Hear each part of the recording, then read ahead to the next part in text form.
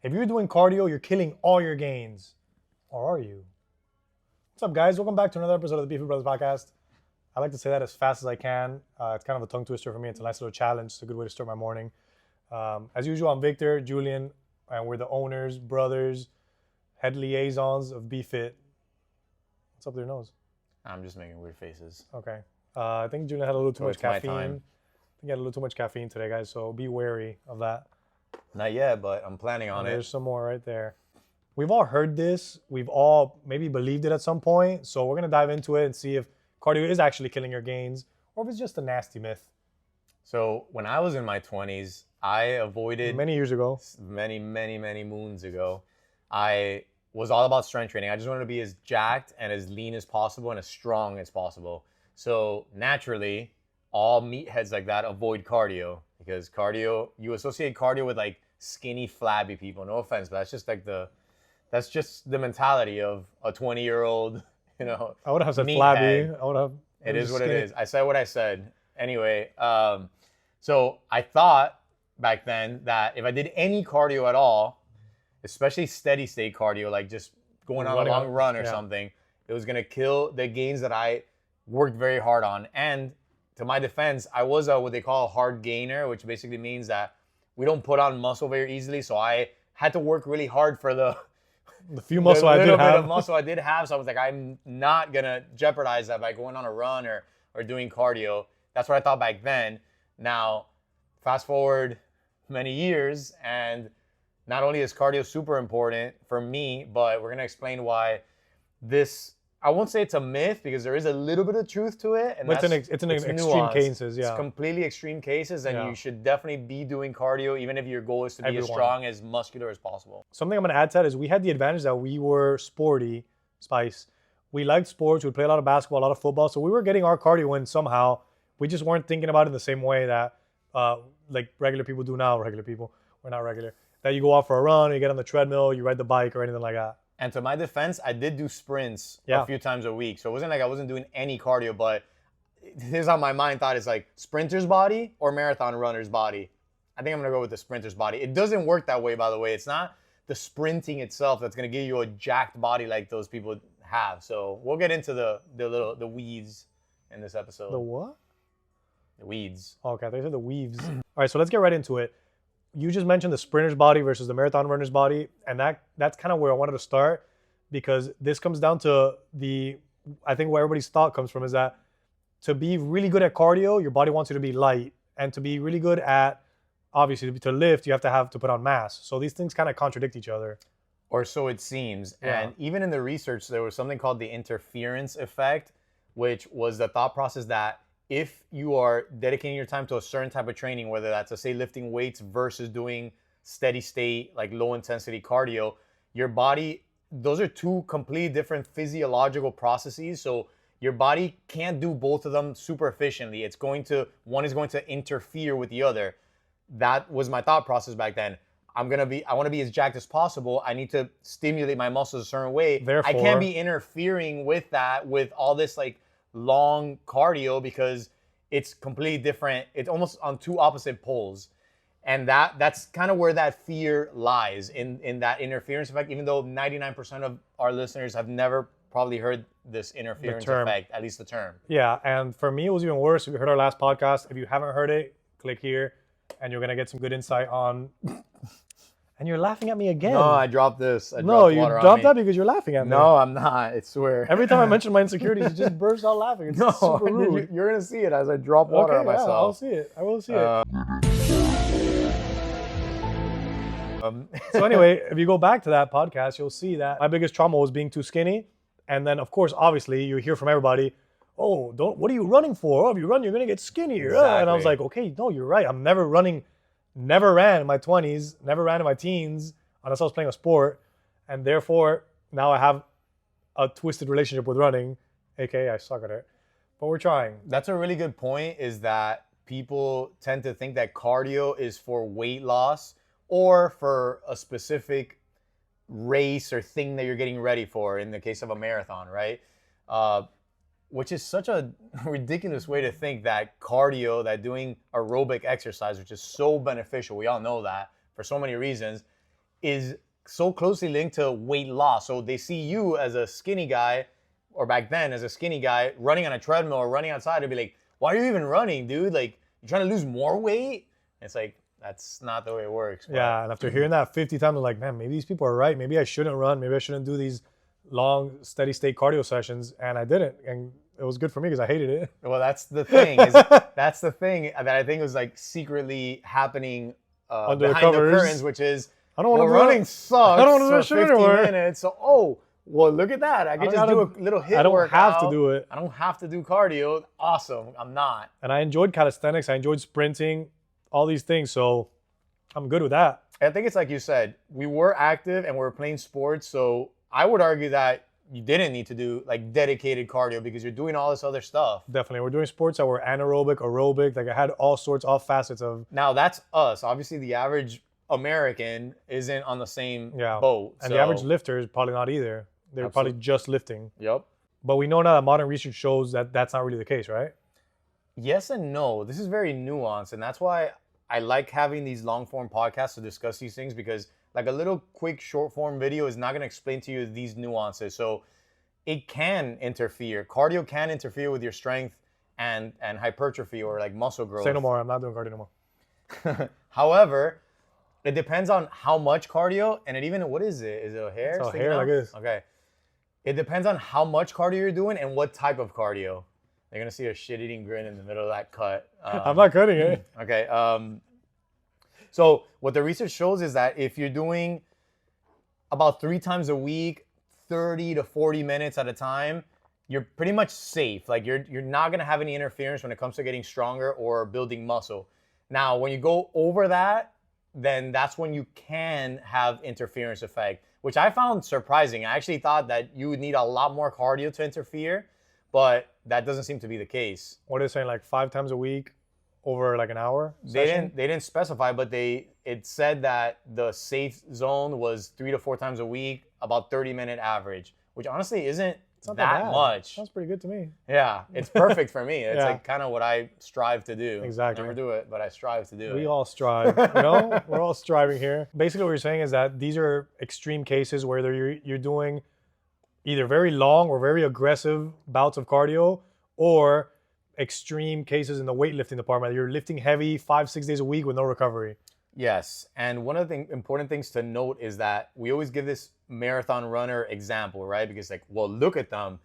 And it's important to note that it's not that the cardio that's making them look that way specifically, is that they prioritize cardio. All their training almost exclusively is cardio, as opposed to, they're not trying to be the biggest, strongest person. That wouldn't be to their advantage. Yeah. And there's only so much time in a week. So you're putting 50, 60 miles of running in a week. You don't prioritize the other stuff. So it's not necessarily that the running made you small, is that you do so much cardio that there is no space to work on like building muscle, nor do you want that. It's just showing what you've dedicated your time to, basically. Yeah, shows in your body. The really fun experiment would be, not for the participants, fun for me, would be to see whether, let's say somebody has 4 hours a day to train and they were doing marathon training and strength training, how much interference effect would there be? Because I don't think you could be elite at both. Unless you're some sort of freak athlete, like a 0.001% of the athletes, I don't see how that would be possible either, honestly. And then the sprinter's body that we mentioned that everybody glorifies, they don't get that from sprinting. They're obviously doing lower body training and definitely. They're doing power training. They do training, so much when it comes to like explosiveness that is more, that replicates more like a strength and power in the weight room than actual sprinting. It's not, I even used to think this until not too long ago. I thought that the act of sprinting itself, because it was so explosive and you were using type 2 fibers, which we won't get into, I'm like, that itself can get you jacked or can give you like nice glutes, because glutes are responsible for like running. But that doesn't seem to be the case. It's because they're actually training for that. And of course, they have the genetic makeup of someone who's going to be really fast. They tend to be jacked. They tend to have like big glutes, big legs. So, and that I feel like what you just said, most people think that way, because I know I thought the same way. That, if I just go out and sprint, this is going to help me build muscle. And it's like, not at all. Not quite, dude. You still got to go do leg day. Absolutely, which sucks, but it's true. And you mentioned earlier you want to do that experiment So if anybody's willing to be our participant or you have 4 hours of Comment training, below. no, but seriously, how would you even go about that training? Because you obviously have to do your strength training before your marathon run, and how are you gonna have energy? Let's say you do a leg day. No, I know. Hypothetically, if you do an intense leg day, how are you gonna have any endurance or any stamina left to go do a run? What would be interesting, and I didn't look at this before we did the podcast, but there's a lot of what people call themselves hybrid athletes nowadays. Have you heard about that? It's huge on YouTube and social media. And I'm wondering what their training split looks like, because a lot of these guys, and gals, but mostly I see guys for some reason, is like they're doing impressive stuff, man. They're doing ultra marathons and at the same time like can bench 400 pounds and do crazy things. Now, yes, I know what you're thinking. A lot of them are enhanced. That's not what I was laughing at. Some of them aren't. I was smirking at the thought of what, a marathon's not enough? We gotta go ultra now? Oh yeah, I mean, because yeah, you know how it is these days. It's like people don't, oh, you only ran 26 miles. Yeah. I ran 50. Yeah. So. Put it on the sticker in the back of my car. But I do want to see what that training split looks like, because how do you have so much time to dedicate like a good focused, and it's not just the time in the training, it's the recovery too. The recovery is what must be but crazy. Anyway, we're getting like, for the average listener, they don't have to worry about any of this. Yeah. Like basically we can say, no, the cardio that you're doing is not interfering with your strength and hypertrophy. Jesus Christ. You're The going cardio through it. that you're doing I'm leaving that. is not interfering. Thanks. I had a burp trabajo. Thanks, burpee. With that being said, though, I think we should tell these lovely people, choose which one you want to emphasize and prioritize that one, no?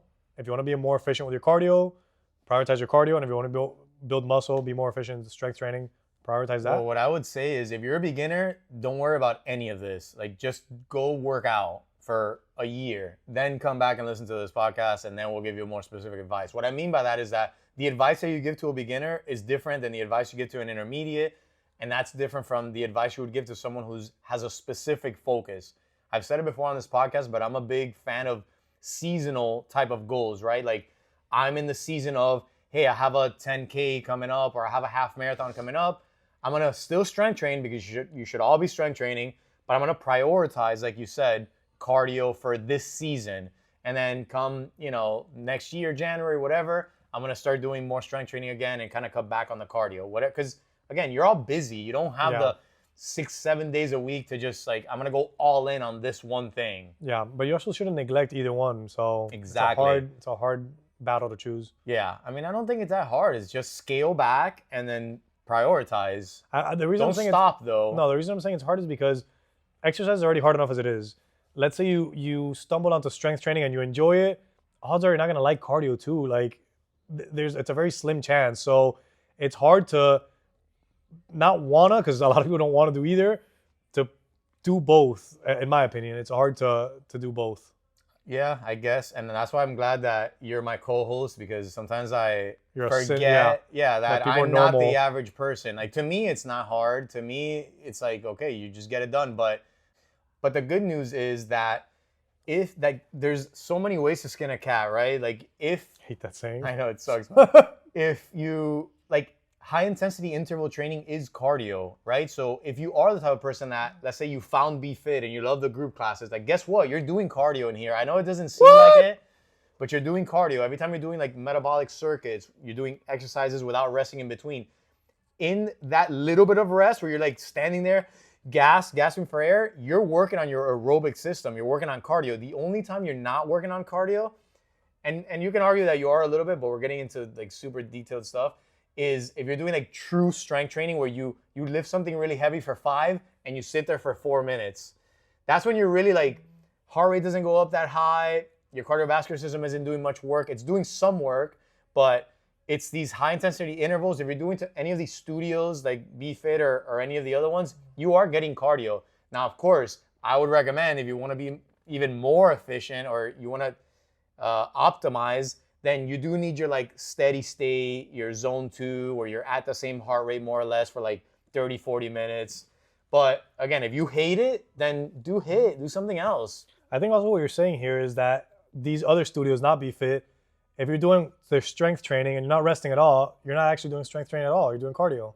You're doing a lot of cardio. Oh, interesting. Interesting. I wouldn't call that strength training, but you are Oh. doing some sort of resistance training. Interesting. You Interesting. know. Interesting. Okay, this is what I want to get to because this was really interesting when doing the research for this.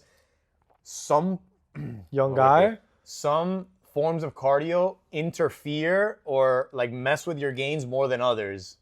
That's interesting. I don't want him. So which ones are the ones that interfere more? What would you guess? I mean, I know you read the show notes, but I don't read, but if I had to guess, it would be something high impact like running, ooh. and not on a high incline treadmill. So running interferes more with your gains than other forms of cardio. And why is that? You just said it. You just Oh, spoiled it. did I? It's more high impact. Basically, it's more stressful on the body. And if you think about it, again, you're on that continuum, right, of strength, and which strength already puts a lot of stress on your body. You want a cardio that kind of complements that in a way where you're not overly putting stress on your body and your joints and all that stuff, so that the physiology kind of works together. Does that make sense? So some things like lower impact things like swimming, rowing. I'm just making these up. I don't read the notes. Stationary bike. Stationary bike, an incline treadmill. Yeah, less stress on the joints, basically, you got to think. The less stress, the better for this specifically. Again, we're not saying running's not good or anything like that. No, we're not. And I always recommend swimming if people have the modality. If you have a pool, if you have somewhere you can go pretty easily, I recommend swimming because A, it's exhausting. You don't have to do it for longer than 30 minutes if you're doing it properly. And B, it's like you said, it's not only low impact, it's almost no impact. Can I play devil's advocate, though? Go ahead, devil. These people suck at swimming, most likely. He just called you guys like, I don't know, tell you guys suck at swimming. You probably do. Dude, I wear my little water wings, my goggles, my nose Okay. thing, and I'm wearing my thing, and I'm good to go. Mm-hmm. And I'm getting a hell of a swim. The thing with swimming for me is the accessibility of it. Like, I've been wanting to get into it. Yo, pool. Bro, you do 3 strokes and you're at the end. It's so boring. No, you need like an Aren't you used to that, Olympic-sized though? pool. Yeah, but that's a different context. Oh, you know? okay. You guys are so mean to each other. So I thought that was interesting. Another takeaway is like if you really want to maximize your strength and hypertrophy, pick specific types of low impact cardio modalities. However, again, I think that this is like high level stuff. The average person, go for a run 2-3 times a week. It's not going to kill you. Now, what I will say is recovery is key here. If you are training, which a lot of our listeners do train hard and heavy for 3, 4, 5 times a week, and they run. So if that's the case, then focus on sleep and recovery, Definitely. good nutrition. Definitely. And also, order matters. I see a lot of people, Yes. especially in big gyms, Yep. do their cardio first. They'll run, they'll get exhausted, do their thing. Then they'll do the strength training. Guess what? Your strength training is going to suffer. So 100%. prioritize. If you're That's a doing good both, point. prioritize strength training, then your cardio, guys. Yep. You have coffee breath. Big breath. Cut that. Also, that's offensive, I'm pretty sure. Now, here's the crazy thing. Can cardio actually help you build muscle and strength? I don't believe it. Some say it can.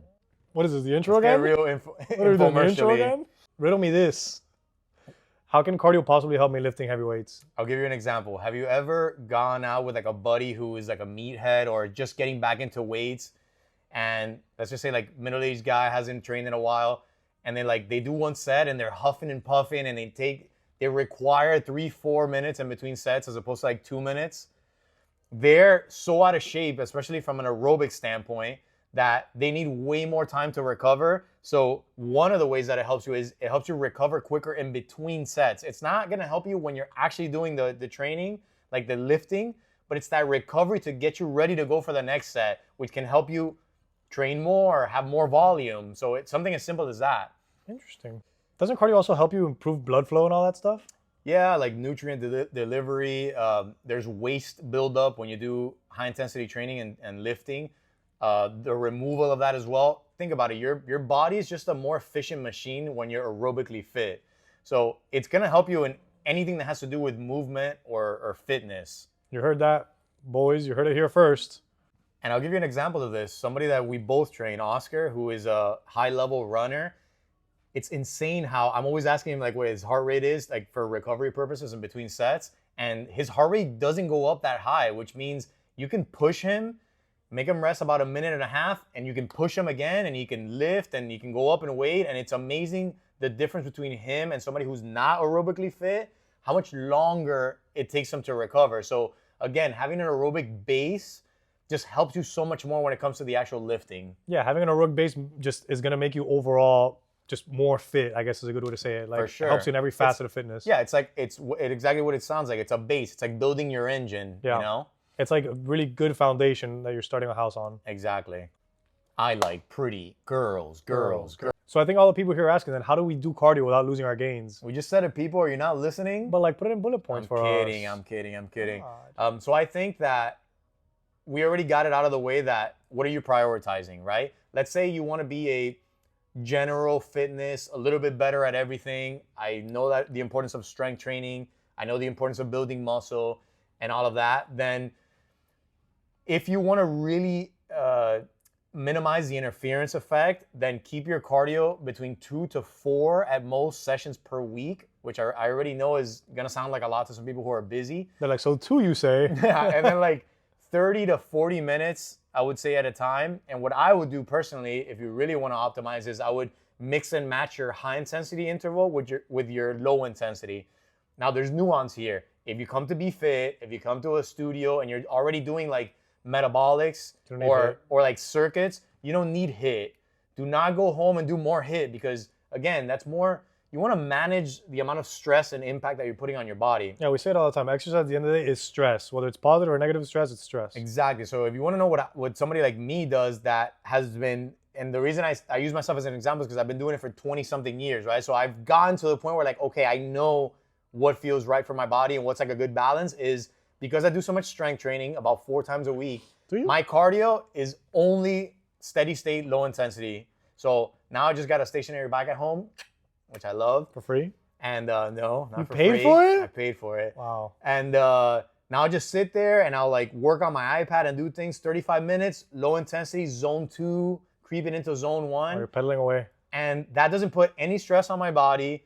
You know, it's building that base, and it doesn't interfere at all whatsoever with all the stress that I'm already putting on my body with the weight training and the plyometrics and other, you know, power-based things that I do. So that's how I would structure it. Is you kind of obviously it's hard to give general guidelines, but 2 to 4 times a week, 30 minutes or so. Nothing's gonna happen if you do 45 minutes one day. Nothing's gonna happen if you train for a 10K and you're running more. Like this is like more advanced stuff. If you're more advanced, then you have to, of course, you have to pay attention to all the little details. Good advice. Except for the fact that I used to be jacked and I did 45-minute sessions, and now look at me. We already talked about the low impact form. Well, I guess we're doing bullet points, right? So yeah. 2 to 3 times a week, 30 to 45 minutes. Prioritize low impact. Low impact. So swimming, cycling, things like that. You said it. Do cardio after lifting. I said it. I think, or on separate days if possible. Separate days would be perfect. I like to think of cardio as like strength training for your heart and lungs. I don't know. That's what kind of just helps me, because for me, there's no aesthetic gain from it. So I like to think about it that way. For longevity, for your heart, your lungs, your internal system. Again, you're the outlier here. That there's no aesthetic gain for it. As usual, I'm an outlier. Welcome to my life.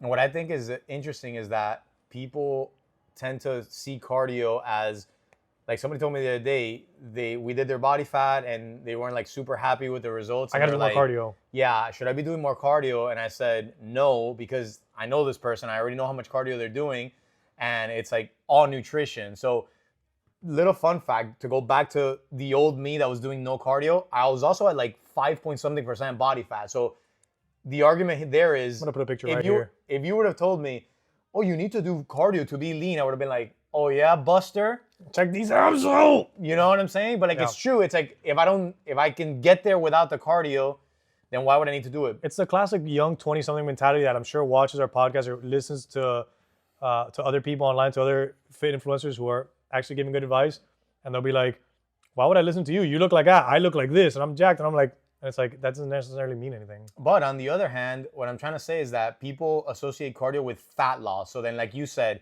cardio doesn't do anything for me aesthetically. Other people think it does. Other people think, well, I have a little bit more fat to lose. Let me up my cardio. Yeah. When in reality, I think that you're right to say that I think of cardio as strength training for my lungs and heart, is what you said.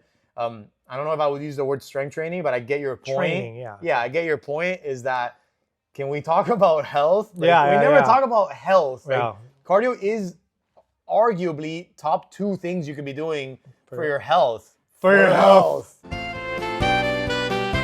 your health. Yeah, I would just say, to conclude, you don't have to worry about cardio killing your gains. Like, it's not going to kill your gains. If you have a nice balance between your strength training, your cardio, your nutrition, and your recovery, because all of that goes together, you're going to be fine. Yep, you're going to be okay. The only time this is going to affect, they're going to affect each other is if you're doing extreme cardio training or extreme strength training, both with limited recovery. Exactly. So half of you guys aren't even doing that. So let's be honest. Maybe we do a follow-up episode about hybrid athletes and how their training works and what the hell is a hybrid athlete to begin with. That could be a future episode. If you're interested, comment below, please. Are you Ali? about to burp? No, it's just a weird thing. Yeah, you're like talking like you're going to do something. All right, guys. I think we answered all your questions. Let me see. Yeah, answer all those questions you guys sent in. We answered them. We tried to read all of them, but we There's a only lot get to of like questions. 80% of them. Sorry, you guys, if we didn't answer yours. We'll get back to it. We'll get to it next time. And thanks for tuning in to another episode of Beer for Others Podcast. It's disgusting. You're disgusting. Why is gargling so